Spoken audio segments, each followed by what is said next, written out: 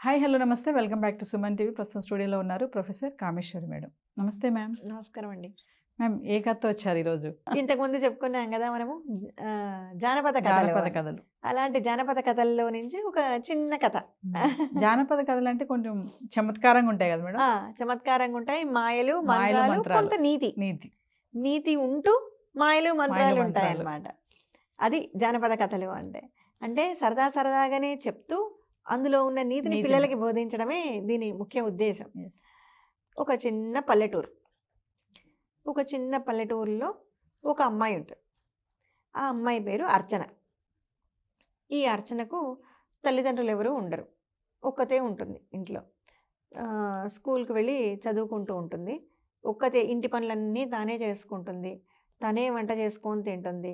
ఇంకా ఎవరికైనా సహాయం చేయాలి అంటే కూడా ఎవరైనా పాప కొంచెం మాకు ఈరోజు కష్టం ఉంది రామ్మా మా ఇంటికి నాకు హెల్ప్ చెయ్యి అంటే ప్రతి ఒక్కరికి కూడా సహాయం చేస్తూ ఉంటుందన్నమాట. ఇలా నలుగురికి సహాయం చేస్తూ ఎంతో మంచి పేరు తెచ్చుకొని చాలా మంచి అమ్మాయి. ఇంకా ఒకటే మాటలో చెప్పాలి అంటే ఎంతో మంచి అమ్మాయి. కానీ తనకెవ్వరూ ఉండరు. అలాంటి అమ్మాయి అన్నమాట. అర్చన ఇంటి పక్కనే ఇంకొక అమ్మాయి ఉంటుంది. తన పేరు భావన. భావనకు అర్చనను చూస్తే నచ్చదు. ఎందుకంటే అందరూ అర్చనను మెచ్చుకుంటూ ఉంటారు గదా! గుడ్ గర్ల్ అండి. ఆ! అర్చన ఎంతో మంచిది. ఎంత మంచి అమ్మాయి. నువ్వు చాలా మంచిదానివి. ఎప్పుడు ఆ అమ్మాయిని పొగుడుతూ అందరూ ఏదైనా వాళ్ళ ఇంట్లో చేసుకునేది కూడా అమ్మాయికి తెచ్చి ఇవ్వడము. ఇలా ఎప్పుడు తనని పొగుడుతూ ఉంటే అందరూ ఈ భావనకి నచ్చదు. ఏంటి తన గొప్ప? నేను బాగలేనా? నేను బాగున్నాను కదా! నేను కూడా గ్రేట్ కదా! అని. అంటే కొంచెం ఒకటే వయసు కదా! యెస్. కాబట్టి ఈ అసూయ అనేది కాస్త కామన్. కామన్. తను కూడా ఎప్పుడు అట్లా జెలస్ ఫీల్ అవుతూ ఉండేది. ఒకరోజు ఈ భావన బయట బట్టలు ఆరేస్తూ ఉంటుంది. అదే టైంకు అర్చన కూడా బయటికొస్తుంది. బయటకొచ్చి తను కూడా బట్టలు ఆరేస్తూ ఉంటుంది. అది చూసి ఈ భావన కుళ్ళుకుంటుందనమాట. ఆ! ఇది ఈరోజు బట్టలు ఆరేస్తూ ఉంది కదా! ఇప్పుడు పెద్ద గాలొచ్చి దీని ఇక్కడ బట్టలన్నీ కొట్టుకొని పోవాలి కొట్టుకుపోవాలి. అనుకుంటుంది. అది ఏమనుకుంటుందో తర్వాత గానీ అనుకోకుండా పెద్ద గాలొస్తుంది. పెద్ద గాలొచ్చి పాపం ఈ అమ్మాయి తన పైట ఆరేస్తూ ఉంటే గాలికి అది కొట్టుకొని పోతుంది. భావనకు బాగా సంతోషం అయిపోతుందనమాట. ఆహా! భలే అయింది, భలే అయింది. నా మాట ప్రకృతి వినింది, వినింది. దేవుడు విన్నాడు. ఇలాగే కావాలి, ఇలాగే కావాలి అనుకుంటూ తను లోపలికెళ్ళిపోతుంది. అర్చనేమో పాపం తన పైట గాలి కొట్టుకుపోతే ఆ పైట వెనకాల పరిగెట్టుకుంటూ వెళ్తుంది. ఆ పైట అలాగే గాలి కొట్టుకొని పోయి దూరంగా ఒక భవనం ఉంటుంది. ఆ భవనంలోకి పోతుంది. ఈ అమ్మాయి కూడా అదే భవనంలోకి వెళ్ళిపోతుంది. అర్చన కూడా.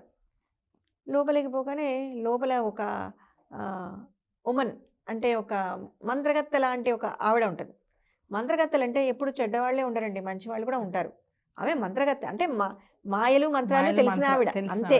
మంత్రసాని.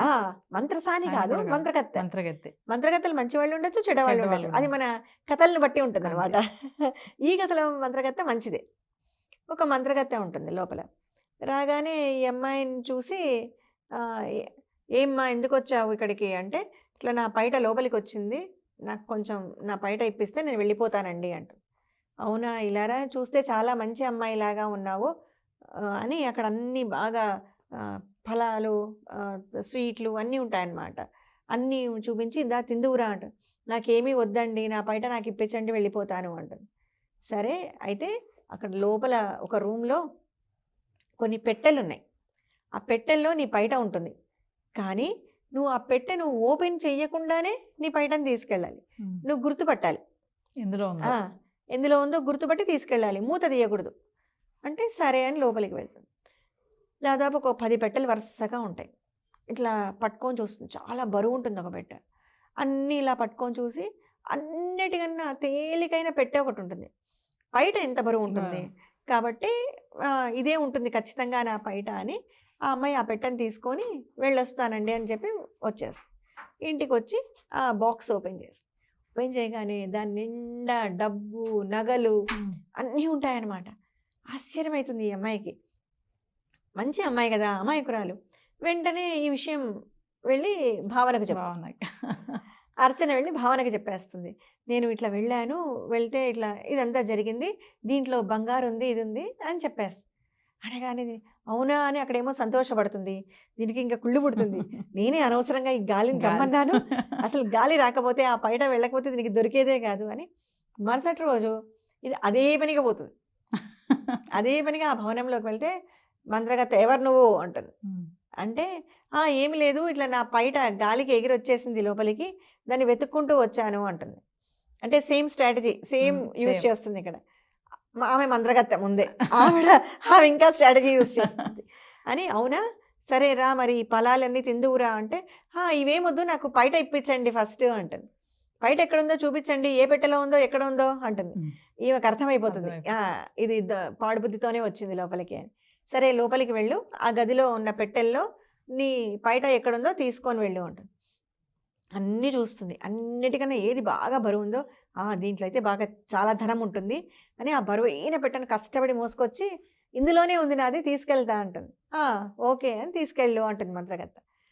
తెచ్చుకుంటుంది. తెచ్చి ఇంట్లో పెట్టి ఓపెన్ చేయగానే దాని నిండా ఇటుకలు రాళ్ళు. అంటే ఏడుస్తుంది. దానికేమో బంగారు వచ్చింది, నాకేమో ఇంత కష్టపడి ఇంకా బరువైన పెట్టె తెచ్చుకుంటే నాకేమో ఇటుకలు ఉన్నాయి అని. సరే అని కోపం వచ్చి మళ్ళీ పరిగెత్తుకుంటూ వెళ్తుంది. ఆ మంత్రగత్తె కథ ఏంటో చూడాలి. అక్కడికి వెళ్తే అక్కడ భవనం ఉండదు, ఏముండదు, అంతా మాయ. ఏమీ ఉండదు అక్కడ. అయ్యో అని ఇంకా బోర్న ఏడుస్తూ నాకు ఇలా జరిగింది అనుకుంటూ వస్తుందన్నమాట. ఇక్కడ ఏంటి అంటే మంచితనంతో ఉంటే దురాశ, దాని దురాశ దుఃఖానికి చేటు. ఇప్పుడు కనీసం అక్కడ నిజమన్నా చెప్పిందా? నిజమూ చెప్పలే, అన్ని అబద్ధాలు చెప్తూ వెళ్ళింది. సో దానికి రాళ్ల పెట్టనే దొరికింది. ఎప్పుడైతే ఈ అమ్మాయి మంచితనంతో ఉందో ఆ అమ్మాయి మంచితనం నిజాయితీకి తగ్గ ఫలితాన్ని ఆ అమ్మాయి పొందింది. ఇలా తమాషాగా మాయ కథలు అన్నమాట. మాయలు మంత్రాలు, అందులో కాస్త నీతి. జానపద కథ. జానపద కథ. Thank you. నమస్తే అండి.